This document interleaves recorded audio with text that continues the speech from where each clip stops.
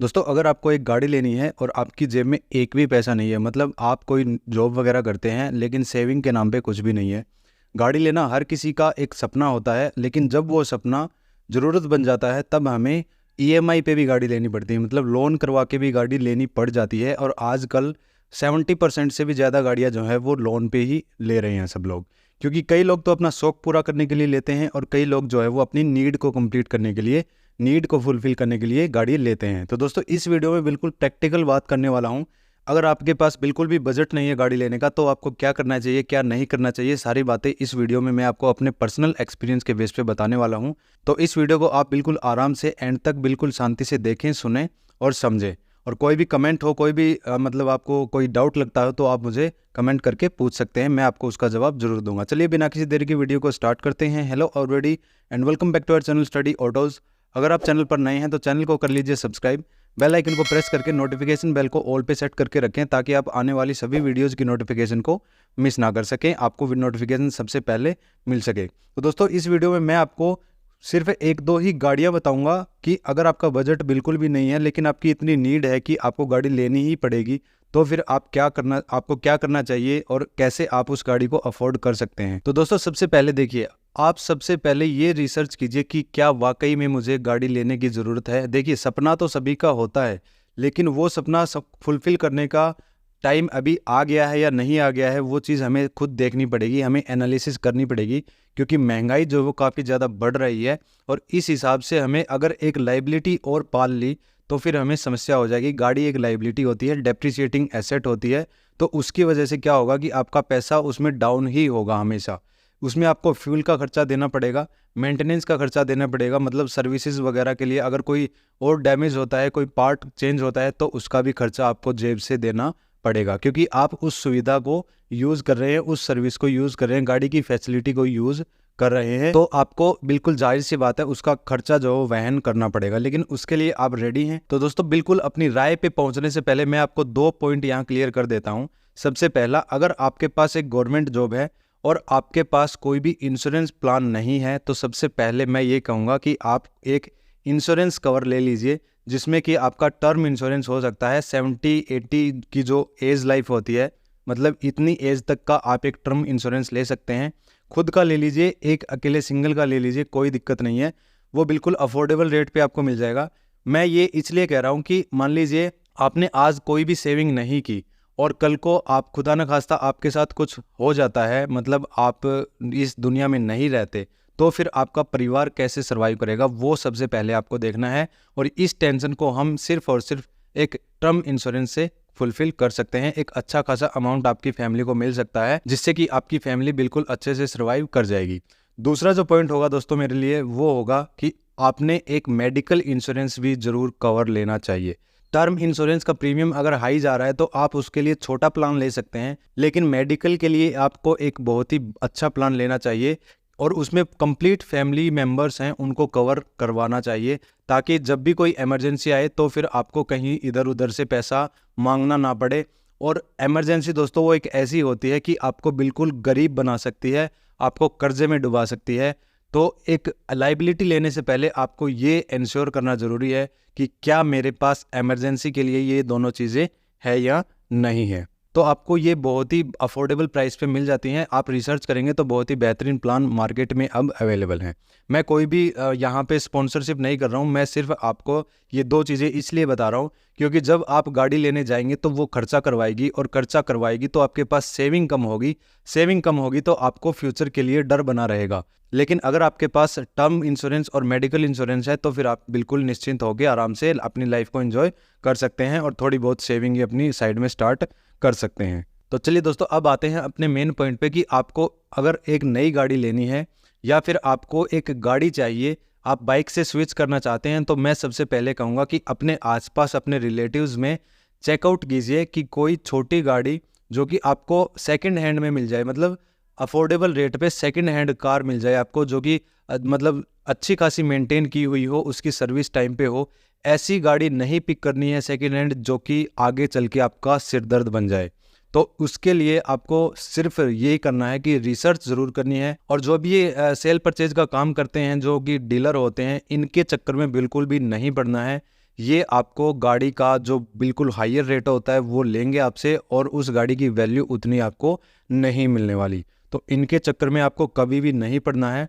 आपको सिर्फ उसी से सेकंड हैंड गाड़ी लेनी है जिससे कि आप उस पर ट्रस्ट करते हो, या फिर उसको जानते हो, या फिर किसी जानकार के थ्रू आपने वो गाड़ी लेनी हो, तभी आप उस गाड़ी पे जाइए। उसको भी आप बिल्कुल आराम से पहले चेक कीजिए, एक्सीडेंटल गाड़ी तो नहीं है, कोई झूठ बोल के भी अपनी गाड़ी निकाल देता है। तो सबसे पहले आपको ये इंश्योर करना जरूरी है in terms of second hand car, अगर आप सेकंड हैंड कार लेने जा रहे हैं तो। लेकिन दोस्तों आप चाहते हैं कि मैं एक सरदर्द नहीं पालना चाहता, मैं EMI अफोर्ड कर लूँगा, मुझे नई गाड़ी ही चाहिए, तो मैं ये कहूँगा कि आपको सिर्फ और सिर्फ कुछ ही गाड़ियाँ हैं, 1-2 गाड़ियाँ हैं जो कि आप इस सेगमेंट में ले सकते हैं स्टार्टिंग।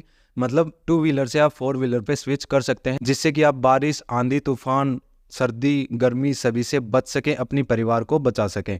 तो उसके लिए आप सबसे पहली जो गाड़ी है मेरी लिस्ट में वो है मारुति की ऑल्टो K10। और ऑल्टो K10 मेरी लिस्ट में है, लेकिन सेफ्टी को अगर आप साइड में करेंगे तभी आप इस पे जा सकते हैं, अदरवाइज आपको दूसरी गाड़ी पे स्विच करना पड़ेगा और उसके लिए अपना बजट बढ़ाना पड़ेगा, EMI आपकी बढ़ जाएगी। तो दोस्तों हमारी नज़र में सबसे पहली जो गाड़ी है वो है मारुति की ऑल्टो K10, और वो इसलिए क्योंकि इस गाड़ी में आपको अच्छा खासा स्पेस मिल जाएगा, कॉम्पैक्ट सी गाड़ी मिल जाएगी। अपनी फैमिली के लिए 4 से 5 पैसेंजर इसमें आप आराम से ट्रैवल कर सकते हैं। हाईवे पे भी बहुत ही बेहतरीन माइलेज देगी, लोकल में भी माइलेज देगी, बिल्कुल लोकल मैकेनिक से आप इसको कोई भी काम करवा सकते हैं। और इसका जो माइलेज है वो दोस्तों, मतलब सिटी में जो और गाड़ियाँ इतना ड्रॉप कर देती हैं माइलेज, वो ये ड्रॉप नहीं करेगी। जैसे कई लोग चाहते हैं कि मैं एक 150 सीसी 200 सीसी बाइक ले लेता हूँ, उससे मतलब बेटर है गाड़ी, उसी खर्चे में आपकी आराम से ये चल जाएगी। थोड़ी सी माइलेज का ही इश्यू रहता है, बाकी सर्विस वगैरह का जो चार्जेस हैं वो आपको उस बाइक से तो काफ़ी कम ही मिलने वाले हैं, क्योंकि जो गाड़ी की सर्विस है पेट्रोल में आपकी कम से कम 10,000 पे सर्विस होती है, CNG में थोड़ी सी कम पे हो जाती है, 8 से 9,000 पे करवानी पड़ती है। लेकिन पेट्रोल में अगर आप गाड़ी लेते हैं तो दोस्तों पेट्रोल में ये गाड़ी आपको आराम से 25 का माइलेज निकाल देगी, अगर आप इस गाड़ी को बहुत ही अच्छे ढंग से ड्राइव करते हैं तो। और CNG में ये आपको 30 प्लस का माइलेज निकाल देगी। मिक्स की बात कर रहा हूँ मैं, क्योंकि इसका वेट काफ़ी कम है। और अगर आप इसको CNG में कंसिडर करना चाहते हैं तो आपको बजट जो है वो लगभग 6 लाख के आसपास, 6.25 लाख के आसपास अपना लेके जाना पड़ेगा। LXI CNG इसका वेरिएंट आप ले सकते हैं, और उसमें आपका बूट खत्म हो जाएगा, सामान रखने के लिए बिल्कुल भी जगह नहीं बचेगी, लेकिन आपकी जो कॉस्ट पर किलोमीटर है वो काफ़ी कम हो जाएगी। तो दोस्तों अगर आपको ऑल्टो K10 पसंद है तो किसी के भी कहने पे ये ना सोचें कि वो क्या सोचेगा, पड़ोसी क्या सोचेगा, रिलेटिव्स क्या सोचेंगे, बिल्कुल भी शर्म नहीं करनी है। आपको अपना परिवार देखना है, आपको अपनी फैमिली देखनी है, अपनी इनकम देखनी है, अपनी लाइबिलिटीज़ देखनी है कि हमें कैसे जीना है, मैं अपने पैसे को कैसे मैनेज करूं और मेरी रिक्वायरमेंट भी फुलफिल हो जाए। दूसरा जो केस है दोस्तों वो मैं लेता हूं सेफ्टी। तो सेफ्टी में अगर आपको एक गाड़ी चाहिए, नई गाड़ी आपको लेनी है, तो मैं कहूँगा आप सिर्फ और सिर्फ टियागो की तरफ जाइए।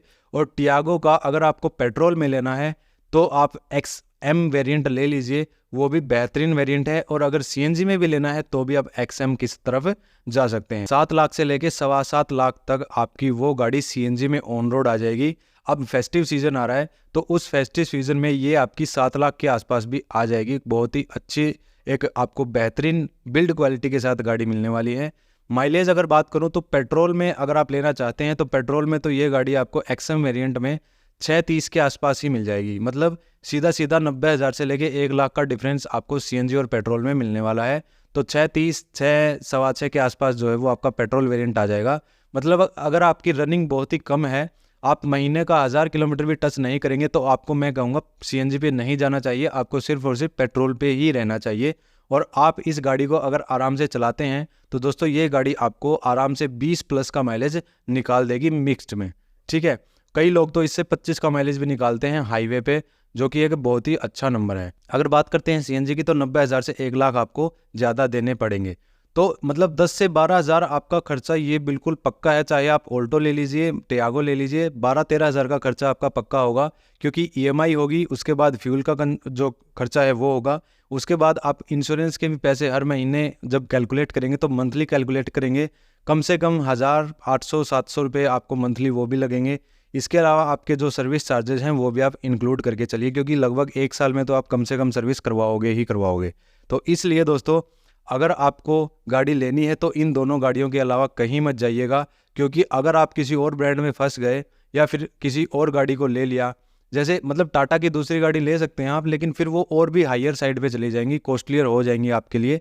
तो सिर्फ टियागो ही आपके स्लैब में आ सकती है और आप उसी पे जाइए, वो आपके लिए बहुत ही फ़ायदे का सौदा होगा। या फिर आप ऑल्टो K10 को कंसिडर करेंगे तो आपके जेब पे बिल्कुल भी खर्चा नहीं आएगा, और ऐसा ही टियागो का है। टियागो को भी आप अच्छे से मेंटेन कर सकते हैं। तो अपनी पहली गाड़ी लेने में मतलब 2 व्हीलर से और आप 4 व्हीलर पे स्विच करना चाहते हैं तो बिल्कुल भी शर्म नहीं करनी है इसमें कि हम ऑल्टो ले लेंगे तो लोग क्या कहेंगे। लोगों का काम ही कहना है, ठीक है दोस्तों। तो लोगों की तरफ नहीं देखना है, आपको अपना परिवार देखना है। तो ऑल्टो का कौन सा वेरिएंट आपको कंसीडर करना चाहिए ये भी मैं आपको बता देता हूँ। टियागो का मैंने बता दिया, दोनों ही एस्पेक्ट में पेट्रोल और CNG दोनों में ही आपको XM वेरिएंट कंसीडर करना है, बेस वेरिएंट कंसीडर नहीं करना है। और ऑल्टो में दोस्तों आपको बिल्कुल भूल जाना है कि इसमें एक स्टैंडर्ड वेरिएंट भी आता है। स्टैंडर्ड की तरफ बिल्कुल भी नहीं जाना, उसमें कुछ भी नहीं मिलता। मतलब सिर्फ और सिर्फ 4 पहिए मिल गए, उसके ऊपर एक लोहे की बॉडी रख दी गई, उसके अलावा उसमें कुछ भी नहीं है। स्टीयरिंग भी आपको प्रेशर वाला ही मिलता है, मतलब पुराने वाला हाइड्रोलिक प्रेशर वाला मिलता है।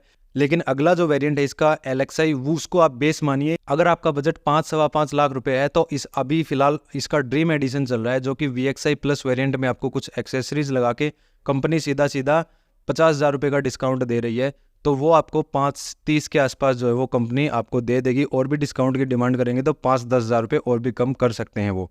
तो आप उस पर जा सकते हैं और आपके लिए बहुत ही फ़ायदे का सौदा होगा। उसमें आपको अच्छा खासा म्यूजिक सिस्टम भी मिल जाएगा, एंड्रॉयड ऑटो, एप्पल कारप्ले और पीछे रिवर्स कैमरा, और भी बेहतरीन फीचर्स आपको उसमें दिए गए हैं। काफ़ी अच्छा पैकेज बनाया है मारुति ने, और वो इसीलिए बनाया है ताकि जो बिल्कुल स्विच करना चाहते हैं 2 व्हीलर से 4 व्हीलर पे, उनको एक बहुत ही अच्छा पैकेज मिल जाए। LXI वगैरह के चक्कर में नहीं पड़ना है। जब तक ये ऑफर चल रहा है तब तक तो बिल्कुल भी कंसिडर नहीं करना है। उसके बाद तो LXI इसका सबसे सस्ता वेरिएंट बन ही जाता है। उसमें आप बाहर से काम करवा सकते हैं थोड़ा सा, और फिर वो गाड़ी आपके लिए काफ़ी किफ़ायती हो जाएगी। और दोस्तों मैं आपसे ये कहना चाहूँगा कि गाड़ी कोई भी लो, 5 स्टार रेटेड लो या कैसी भी लो, उसको आराम से चलाना। ये नहीं है कि आप टियागो या पंच में चल रहे हैं तो फिर आप कितनी भी भगाइए, रैश ड्राइविंग कीजिए, मतलब ओवर स्पीडिंग कीजिए, तो उससे क्या है कि आपका ही नुकसान होगा। जो टेस्ट होते हैं वो 64 किलोमीटर पर आवर की स्पीड पे किए जाते हैं। तो हाईवे पे जब आप इसको 120 चलाओगे तो फिर कोई भी नहीं बचा पाएगा, चाहे वो 4 स्टार या 5 स्टार ही क्यों ना हो। और ऑल्टो में तो बिल्कुल भी सेफ्टी नहीं मिलती, यूँ समझिए।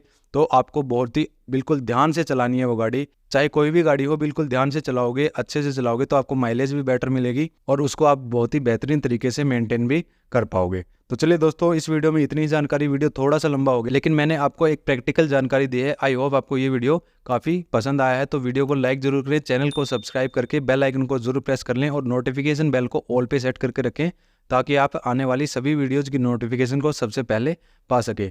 चलिए दोस्तों, मिलते हैं आपसे ऐसी एक इन्फॉर्मेटिव वीडियो में, अगली वीडियो में। Thanks, have a good day.